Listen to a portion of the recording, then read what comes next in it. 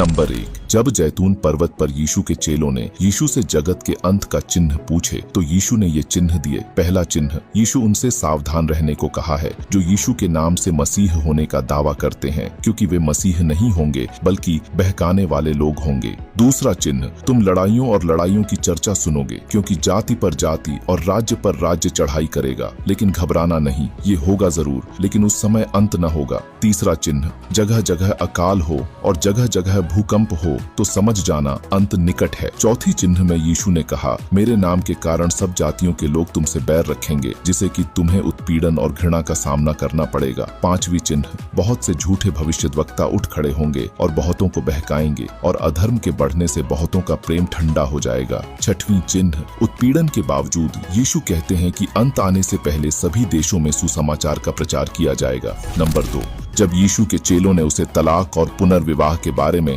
गंभीरता से पूछा तो यीशु अपनी आंखों में दया दिखाते हुए उत्तर दिया, जो कोई अपनी पत्नी को तलाक देकर दूसरी स्त्री से विवाह करता है वह उसके विरुद्ध व्यभिचार करता है, और यदि पत्नी अपने पति को छोड़कर दूसरे से विवाह करे तो वह भी व्यभिचार करती है। नंबर 3, एक दिन यीशु का मुलाकात एक ऐसे आदमी से होता है जो दुष्टात्मा से ग्रस्त था, अंधा और गूंगा था। उस आदमी को चंगा करना किसी के लिए बहुत कठिन था, इसीलिए जब यीशु ने उसको चंगा किया तो हर किसी को खुश होना चाहिए, लेकिन हर कोई खुश नहीं हुए। जब फरीसियों और धार्मिक नेताओं ने यीशु के कार्य को सुने तो वे उसके कार्य पर चकित होने के बजाय वे यीशु पर एक गंभीर आरोप लगाते हैं। वे आरोप लगाते हुए कहे कि यह मनुष्य दुष्टात्माओं के सरदार शैतान की सहायता से दुष्टात्माओं को निकालता है। जब उन्होंने यीशु पर यह आरोप लगाया तब यीशु उनको जवाब देते हुए कहा, जिस किसी राज्य में दरार होती है वह उजड़ जाता है, और जिस नगर में दरार होती है वह भी उजड़ जाता है, और यदि शैतान ही शैतान को निकाले तो वह अपना ही विरोधी हो जाएगा,